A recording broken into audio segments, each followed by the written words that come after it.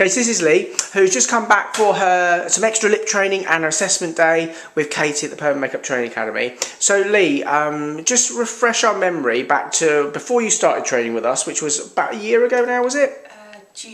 June, okay. Oh, so about 6 months. Yeah, Actually, so it wasn't too long ago, was it? Because we had a slight delay in the course starts with COVID and everything else. And what was your sort of background before you actually come to do the permanent makeup course? My background is in makeup and skincare. I've worked with a top luxury brand for 21 years now. Wow. So yeah, and I love it. And I wouldn't say it's a job because it's something that I really enjoy doing. Well, I guess you don't do something for 20 years unless you enjoy it. No. But so on that note, you've done that for 20 odd years in the makeup industry, so you sort of just really transferring your skills from makeup to one particular type to a more permanent solution, I suppose. Because it's a challenge and I love to make people feel good and happy about themselves, so I just wanted that next step.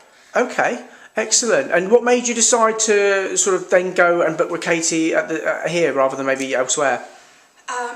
Research. Yeah. Saw Rich House, Poor House, and yeah, I just knew one-on-one is what I wanted to do. I didn't want to be in a big classroom with loads of people. I just wanted good training. Well, I suppose being in the makeup industry to a degree for 20 odd years, you appreciate sort of, I suppose paying a little bit extra, maybe getting that extra training and support as well. Definitely. Excellent. Yeah. And the package as well. Yeah.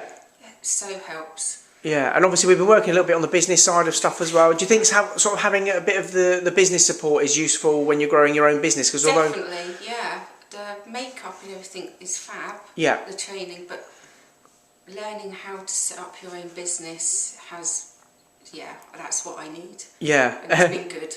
Well, actually on that note, it's quite interesting because you've been in makeup for like 20 odd years and you've literally only been doing permanent makeup for just a handful of months, I suppose, if you look at it like that. But I mean, we won't go into figures or anything, but you were just talking about sort of your average daily rate when you were doing sort of makeup for 20 odd years, and the fact you've only just really started permanent makeup, and you've worked out sort of how much in a day you'd earn more than your sort of average day on makeup. And how many times was that?